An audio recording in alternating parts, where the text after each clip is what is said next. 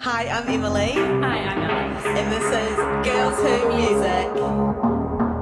Welcome back to Girls Who Music. We are here with the very talented band, Ivy. Welcome. Hello, thank you for having us. Thanks for being here, guys. Could you guys introduce yourselves and what role you play? I'm Connor, I play bass.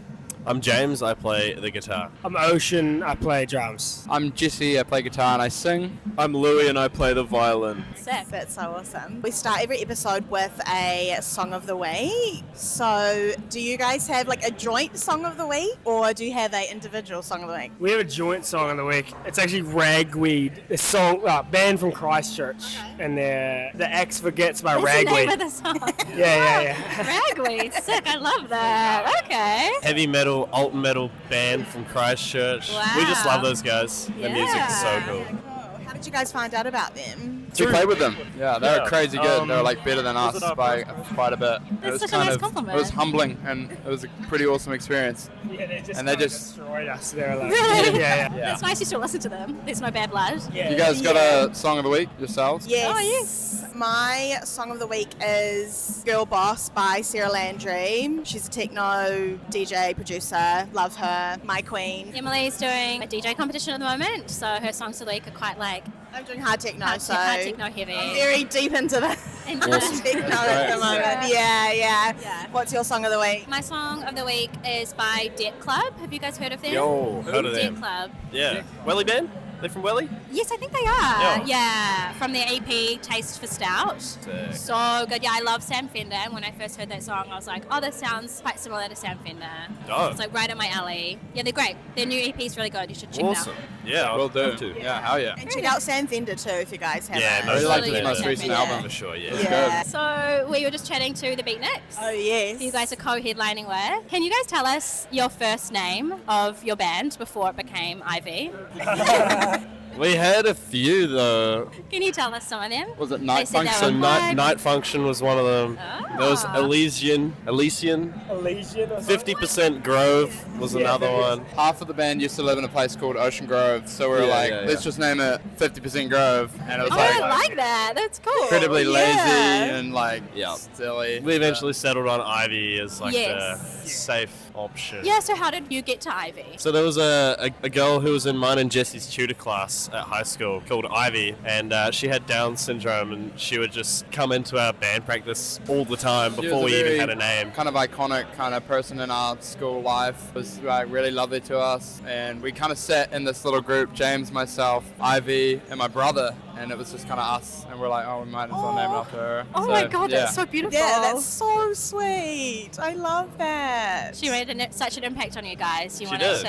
Oh yeah, Yeah. she was cool. Really She was cool. there from like before day one of the band, Wow. She's just Yeah. hanging out. so number Yeah. one supporter, honestly. Yeah. She was great, real She's cool. awesome. Oh, I love that. That's so cool. So how did you all meet and then form Ivy as it is like in front of us today? We met most of us in high school. Ocean and Louie met when they were what, 3? He went to a different school and then high school, yeah. And then I kind of like, after we had been jamming, we got him in. You met when you were 3. You know each other since you were 3. Yeah, me and Louie, yeah. That's so cool. Wow. Okay. That's Crazy. insane. Okay. Yeah. And then the rest of us met in high school. So I met We're in different years. Connor and I are in the same year. James in the year above. Kind of locked eyes across the classroom. Had undeniable chemistry.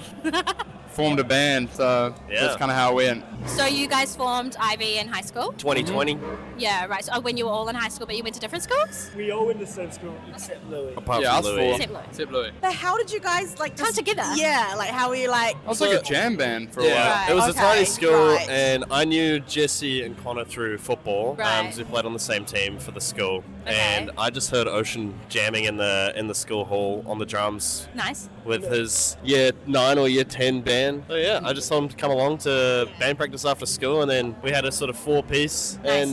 But we and then really yeah. we sucked for a long time. We were kind of just we didn't really jam. We kind of would play like a song, and then we'd go to like the dairy, get like a pie and chips. So it was kind of like Classic. just friendship for a long Yeah. time. It's real sweet. That's yeah, nice. do you think Yeah. that's a good basis for Yeah. a band? 100%. then? Like, 1 million. 'cause you gotta, Foundation. yeah, you kind of got to go through a lot. You need to like your bandmates, you know. Yeah, oh, for sure. And We- if you're we like each creating other. stuff together, it's quite hard, I guess, all coming together imagine like making one thing, but you all might have different ideas of what you want that one thing to look like. Yeah. Yeah, it's taken a while to kind of land on the right musical path where we can all kind of go, hey, this is really cool. This represents us. Yeah. And there was a while there where we kind of just made music that we thought sounded really good, and it was like, okay, this didn't work. And I mean, if you listen to some of the earlier stuff we made, you can totally tell that we're all sort of pulling in different directions musically. So it has taken years to get to a point where we can make a cohesive collection of music, which is, I think that's where we landed with Hush, the album. We kind of got to a point where we made a really cohesive project, and yeah, it can only get more cohesive, I guess. Your album Hush, it's quite different to previous work. How did you guys all kind of make that decision? Like, what was the creative process behind that? I've said kind of in other interviews about like the Venn diagram of music, and we all kind of like different things, but we have kind of a middle ground between all these genres. So I feel like Hush was the first time we kind of hit that balance right. And we got a little older. We kind of just started listening to music that we thought was better than when we were in high school, and I feel like now we're pretty proud of the sound we've come awesome. to. Yeah, thank you. But it's always changing. I mean, the new stuff has been real different as well, so we're pretty happy with how that's sounding. I feel like we're kind of just now finding our sound. Yeah, it right. takes time. Yeah, it definitely takes time, and it is like musically, like when you listen to it, very different. I feel like to your previous Hush is quite like very different to your previous work. So it's interesting now that you say you're just finding your sound, but I guess that comes with just like time, getting older, and being like, oh, actually, this is what I really like, or I'm gonna do what I really like. I'm not gonna do what I think people will like. Yeah, totally. It's also getting better at like understanding the recording process. We used to be like, let's just make everything and put every instrument in at any point in time. And it was like a bit of a cluster for a while. But recording this album, we kind of had time to express ourselves subtly. So it's been real nice, and what works with each other. Yeah, and if someone hadn't listened to Hush before, how would you describe that sound? It's so interesting to me. I would say there's no genre that you can really categorize Hush into. It's the soundtrack of our collective experience as young adults, is what I would tell them. So it's kind of atmospheric at points. Absolutely, I definitely think that. Yeah, it's got some heavy moments. Yeah. It's kind of a mixed bag, but I feel like it all pretty cohesive sounding. Quite melancholy, I guess. Yeah, like haunting, I feel like. Melancholy, Yeah. We spent a lot of time working on the track order so that each song kind of flowed into each other, so that it kind of felt, if you were to listen to the album the whole way through, you can go, this feels like a natural progression. Yeah, if you weren't checking where it was starting, where it was ending in terms of each song, you'd be like, the flow is so beautiful. And you've done that really well. It flows so beautifully. Thank you. It does. Yeah, it's really Very good. nice. glad you think so. It's such a beautiful album. I'm so excited to interview you guys. I Yeah. fucking love this album. It is a fantastic Too album. kind. Thank Yeah. Thank you. Yeah. Yeah, you guys should be proud of course, Yes, of course. So what inspires you guys in terms of creating your music? Do you have specific artists that you like lean into, or just things in life that kind of, I guess, make you keep going? We do. We have there's so many artists that we could name. Like, we all listen to so much music, just different genres. But I would honestly say that our main inspiration is each other and our surroundings. And I know, as corny as it really sounds, sweet. I love that. but Dunedin, Yes. I think, in itself is a huge inspiration for our sound, and it's made the whole atmospheric, melancholic sound that we've sort of landed on for this album. Yeah, I would honestly just say our environment and our friends and other musicians in the Dunedin music scene, honestly.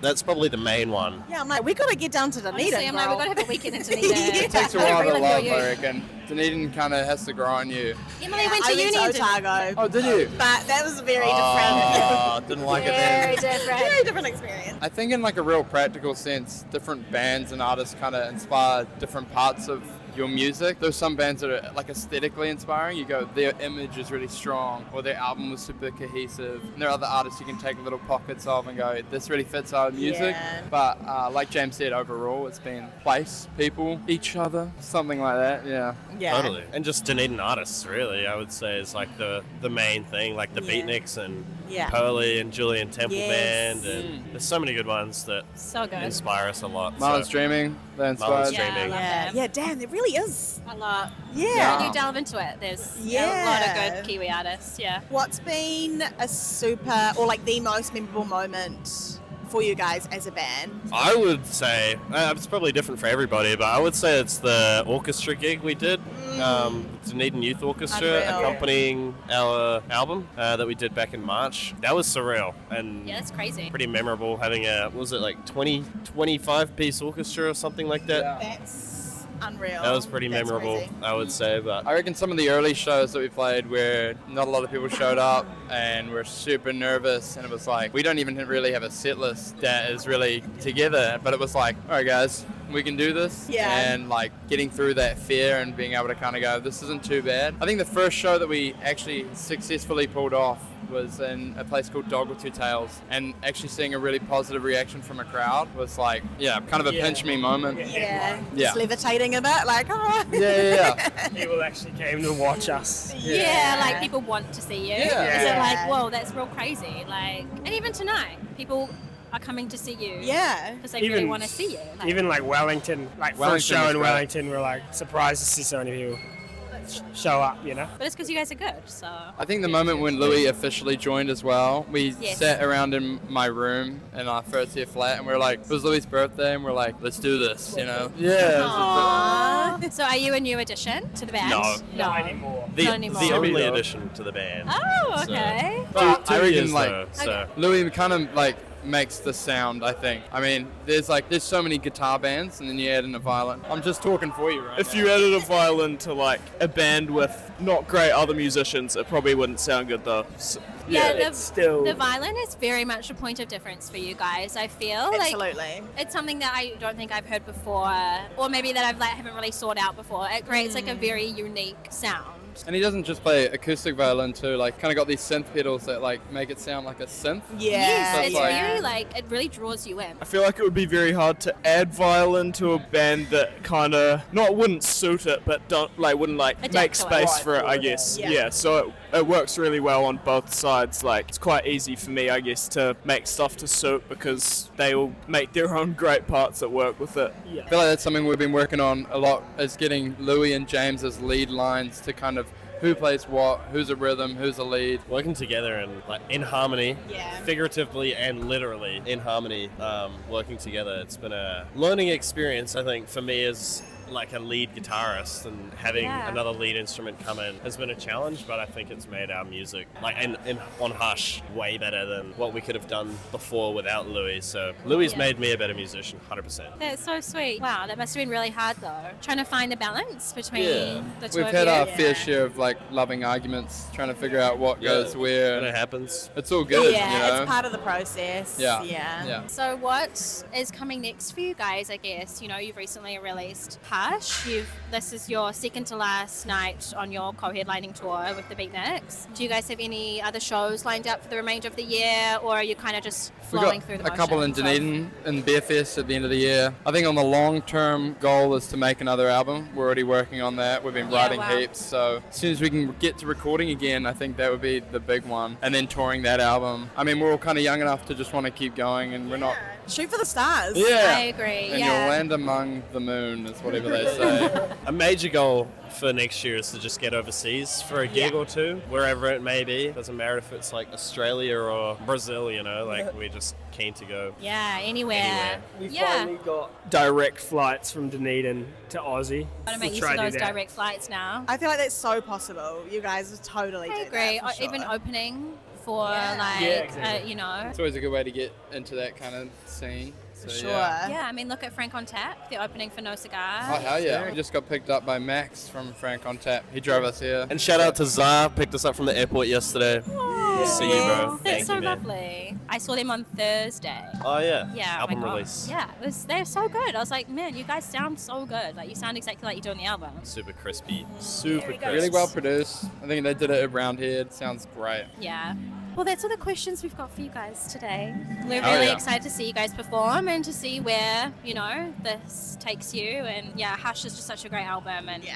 Thank you very so much. cool that you can play it on your co-headline tour with the Beatniks. Yeah. We're not playing one of the songs off the album, but every other song will be on the set list tonight. Excited. Very, Thank you very so much for excited. having us. Thanks, Yeah, thanks guys. Thanks so much for Enjoyed your it. time. We really Sure. appreciate it. Yeah. Yeah, it's been great to talk to you guys. We'll pop all of Ivy's details down below. If you haven't checked them out, you definitely should. Thanks, guys. Thank you. Thank you. Say thank